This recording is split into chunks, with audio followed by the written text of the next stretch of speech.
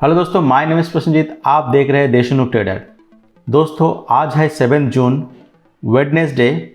अभी टाइम चल रहा है 2:01। मैंने आज से 15 डे चैलेंज शुरू किया है। मतलब 15 डे चैलेंज का आज पहला दिन है। तो ये 15 डे चैलेंज क्या है, इसमें मैं क्या करने वाला हूँ, सब कुछ आप लोगों को बताते हैं।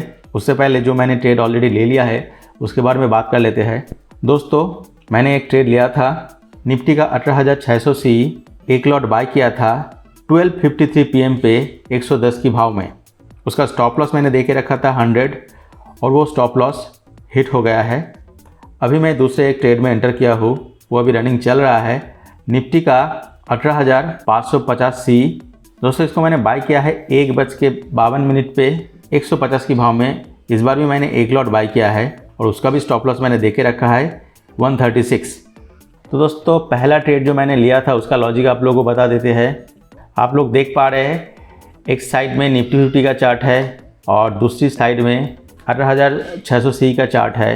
110 में मैंने इस एरिया पे बाय किया था, तो मैंने देखा कि आउट टू लेवल को निफ्टी ब्रेक कर चुका है, तो ये ब्रेकआउट दे दिया है। इसलिए मैंने थोड़ा रिट्रेसमेंट का वेट किया और देखा कि प्राइस थोड़ा डाउन हुआ है। हाईएस्ट गया था 116 गया था, सॉरी 115 तक गया था, तो मैंने बाय किया था 110 पे, लेकिन वो सस्टेन नहीं हुआ।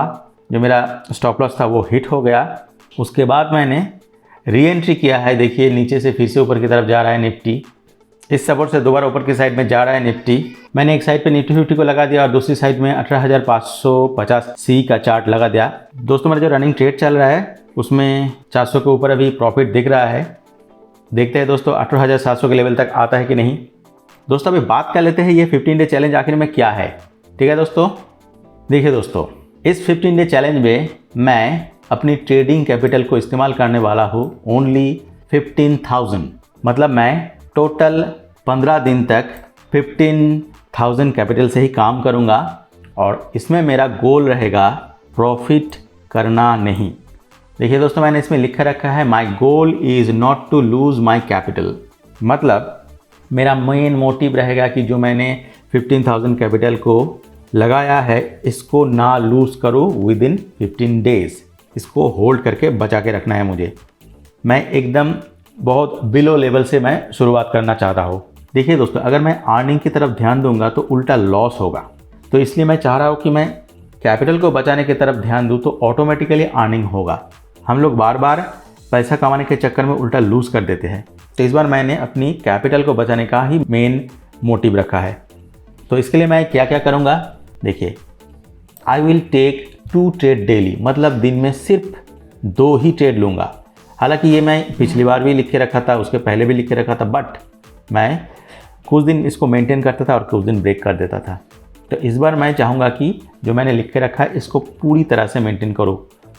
No morning trade, I will take entry after 12:30 PM। सुबह मैं कोई ट्रेड नहीं करूंगा। 12:30 के बाद मैं मार्केट में एंटर करूंगा। 12:30 से पहले सिर्फ मार्केट को वॉच करूंगा। उसके बाद डायरेक्शन को समझने की कोशिश करूंगा कि आखिर में ये किस तरफ जाने की कोशिश कर रहा है या फिर ये साइडवेज है कि नहीं। तो ये जानने के बाद 12:30 के बाद मैं ट्रेड में एंटर करूँगा। After 1 SL minimum gap should be 30 minute for next entry. मतलब मेरा अगर एक SL हिट हो जाता है तो मैं दूसरी ट्रेड में इमीडिएटली एंटर नहीं करूंगा। उसमें कम से कम 30 मिनट का गैप ज़रूर मैं देने की कोशिश करूंगा। कभी कभी ऐसा होता है कि जब आपका SL हिट होता है तो आपका माइंड में थोड़ा पेशेंस कम हो जाता है और आप गलत डिसीजन ले लेते हैं क्योंकि आपका लॉस हो चुका है। तो आप क्या कर सकते हैं कि मैं जैसा करता हूँ कि मैं इमीडिएटली, हो सकता है मैं सेम साइड में अगर दोबारा जा रहा है तो दोबारा SL हिट होने के बाद उसी साइड में दोबारा ले लिया, या फिर अगर बड़ा रेड कैंडल मतलब अप साइड जा रहा है और बड़ा रेड कैंडल क्रिएट किया तो मैं डाउन साइड का ट्रेड ले लेता हूँ। ये मैं बार बार करता हूँ गलती। तो अगर मैं थोड़ा टाइम गैप लूँगा, थोड़ा पॉज लूँगा तो उसके बाद समझ में आएगा कि एक्चुअली मार्केट क्या करना चाह रहा है। इसलिए मैं सोच के रखा हूँ कि कम से कम मैं 30 मिनट का गैप लूँगा एक SL हिट हो जाए तो। Before entry I will calculate the risk. Reward से भी ज़्यादा रिस्क को कैलकुलेट करना ज़्यादा ज़रूरी है। इसलिए फर्स्ट मैं कैलकुलेट करूँगा कि मेरा ये जो मैं ट्रेड में एंटर होने जा रहा हूँ तो इसमें रिस्क कितना है। अगर रिस्क मेरा रिस्क एपेटाइट के मुताबिक होगा तो मैं इसमें एंटर करूँगा। I will immediately put a sell after entry. Trade में एंटर होने के साथ ही साथ मैं अपने स्टॉप लॉस को लगा दूंगा। इसमें कोई देरी नहीं करूंगा। बाद में देखेंगे, सोचेंगे, देखते हैं मार्केट नीचे आता है या ऊपर जाता है, ये सोचते रह जाऊंगा तो अपने आंखों के सामने क्या होता रहेगा, लॉस बढ़ता चला जाएगा। तो जो लॉस है उसको तो लेना ही पड़ेगा। तो स्टॉप लॉस पहले से डिसाइडेड होगा और उसको एंटर करते ही उसको लगा देना पड़ेगा। लॉस लिमिट पर डे 1500 और लॉस लिमिट पर ट्रेड 1800, क्योंकि 2 ही ट्रेड लूँगा तो उसमें एक ट्रेड में अगर 1800 होता है तो 2 ट्रेड में 1600, मतलब 1500 के आसपास ही हुआ। तो इस तरह से डेली लिमिट को भी मैं डिसाइड करके रखा हूँ। ज़्यादा लॉस नहीं लूँगा। अगर ज़्यादा लॉस लूँगा तो जो कैपिटल है 15,000 वो बहुत जल्दी ड्रॉ डाउन हो जाएगा। और क्योंकि कैपिटल भी कम है इसलिए लॉस लिमिट भी कम है, 10% पर डे लॉस लिमिट। क्योंकि कैपिटल कम है मिनिमम 10% लॉस लेना ही पड़ेगा, क्योंकि ये ऑप्शन ट्रेडिंग है। ऑप्शन ट्रेडिंग में लॉस तो होता ही बॉस।